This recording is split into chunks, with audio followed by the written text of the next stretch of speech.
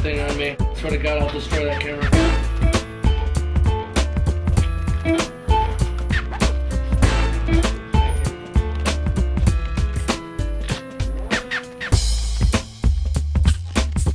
Pre-production on this project, I feel like most of my job happens before we actually start shooting. Once we start shooting and I have no major fires to put out, then I've done my job.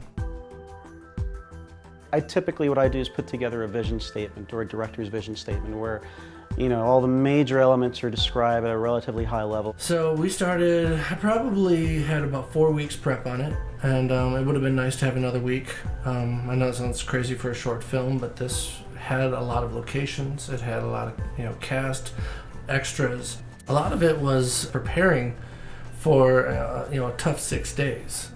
We shot for Afghanistan, we shot for Mexico, we shot for the Arizona suburbs, so those are vastly diverse geographic areas, and from a production design perspective, you sort of like have to try to contain the cost and contain location moves. So we started looking around what we had locally here. What made it really the most sense is here in Tempe, I live seriously 2 minutes down the road, a small village that's actually Indian reservation, Hill City, Guadalupe. How do we make a town look like Mexico? Well, fortunately, we found a town that, you know, it's almost 100% populated with Mexico. It had, you know, the storefronts with Mexico, signage and things of that nature. McKenna! Excuse me, where's my daughter? ¿Dónde está mi hija? In the case of production design, I supplied a ton of pictures to our production designers, and to Brendan Keel's credit, basically delivered flawlessly on that, where I looked at the pictures that I supplied and then I saw the set and I'm like, oh wow, this comes really close. If not, it looks more authentic. And then bringing all of those items and having them sit at our producer's house, where they were at Rose's place, and they're all stored up, and we're looking at these thinking, okay, here they are stored in an extra room. Wow, this is really impressive. I wonder how he's going to make it look like a real Afghani hideout.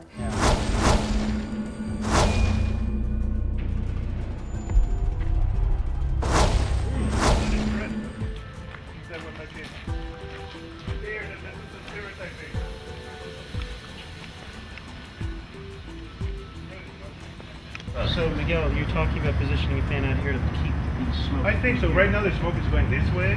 Well, you know, if we put a couple of 12-bys, it will help block it out a little bit with that side, because it's going that way. The building that was able to be used for both Afghanistan and the Mexican place where Ronnie's interrogated. So we were able to use the front half for Afghanistan and the back half as the interrogation room. And so I applaud our production team and the designers for looking at that and seeing the possibilities. When Marco and I was first looking at locations, talking about locations, we actually, I mean, it was on the table to see what it would be like to actually shoot on the border, to do actually some of our scenes in Mexico, here in Arizona, right there on the border. For the longest time, I was sort of like racking my head about, okay, what do we do with regards to the Mexican border? So do we go down the border? If so, that's, you know, you're implying, you know, big company move down there. So, you know, a lot of these things involve creative solutions to try to make it happen. But of course, it became really too cost prohibitive for what we wanted to accomplish with this film in the multiple locations. Taking a day or two to get all the way down to the border to get some of those shots didn't pay off at the end. And then with Brendan Keel, our production designer. Right, he was amazing with bringing your vision to reality and researching what border crossings actually look like.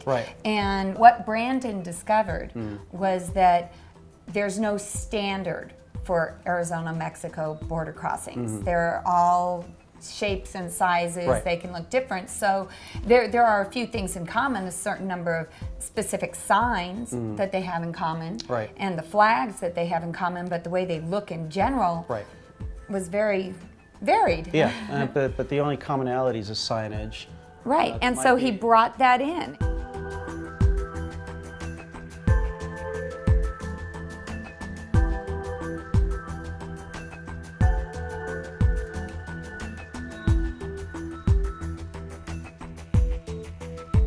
first conversation about locations,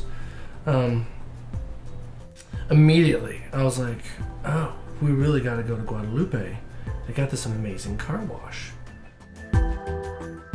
I remember, Marco, when you were, the day you were doing location scouting and you found that particular location. Right. And you emailed me a picture. And Yeah. he goes, this is going to be our border crossing. I'm Yeah. looking at a drive-through car wash with, you know, the kind with The stalls, yeah. And you'd spray and I'm going, okay. Yeah. I went out, took a drive, shot this photograph, brought it back to Marco and said, this is that car wash I was telling you about. We went out again, took some more photographs, and I think we can turn this thing into the border. If you shoot it from the right angle, I thought just the way those stalls lined up, and you head south, you're looking right into Guadalupe. There it is. And then when I brought Brandon out there, he was really excited. I mean, he really jumped on this. Totally took it to the next level. I mean, he did a lot of things that I didn't even think about to really make this an authentic location. And it made it look so good. It even got a rise out of the locals. That became sort of like the centerpiece of this movie. And at the car wash, we converted into a Mexican border. And I challenge anyone looking at the movie to sort of like look at that and say that that's a car wash. When are you gonna come home, Ronnie? You're vacant. You're blank. You don't exist. What's your business in Mexico? I'm going to the U.S. consulate.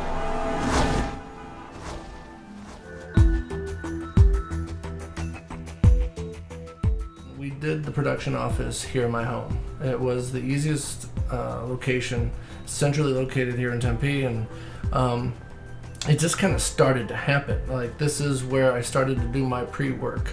I did my schedules, my budgets. I brought over some interns to kind of help me along the way as far as any kind of pre-prepping.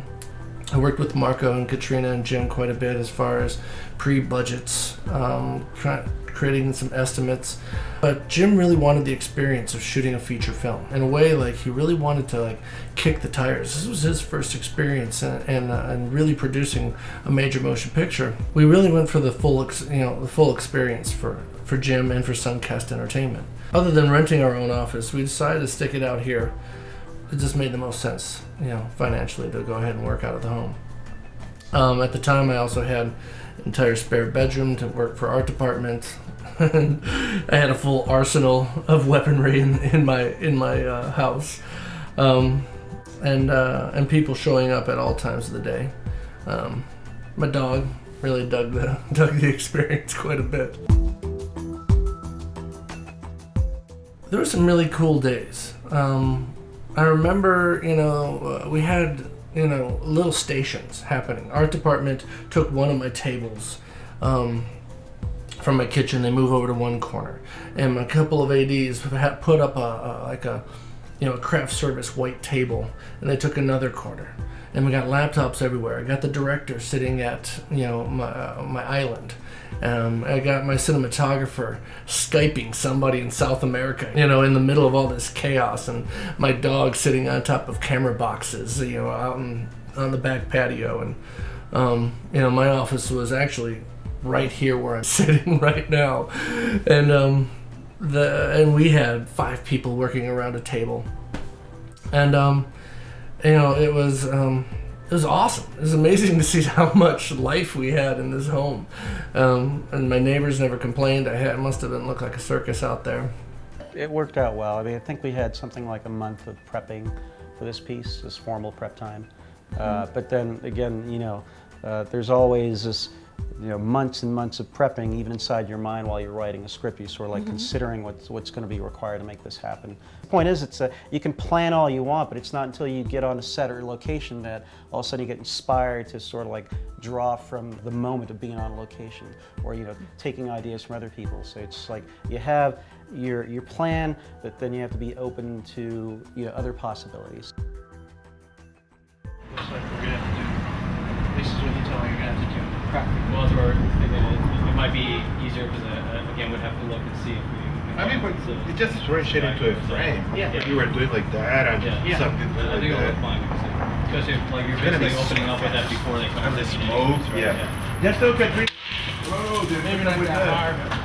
Hey, tell Katrina to get the air compressor. She got a free one. I didn't realize it was. I have the air compressor right here. Oh, okay. It's just the No, I want the air compressor for like if she comes close to the camera, so like she don't bleed.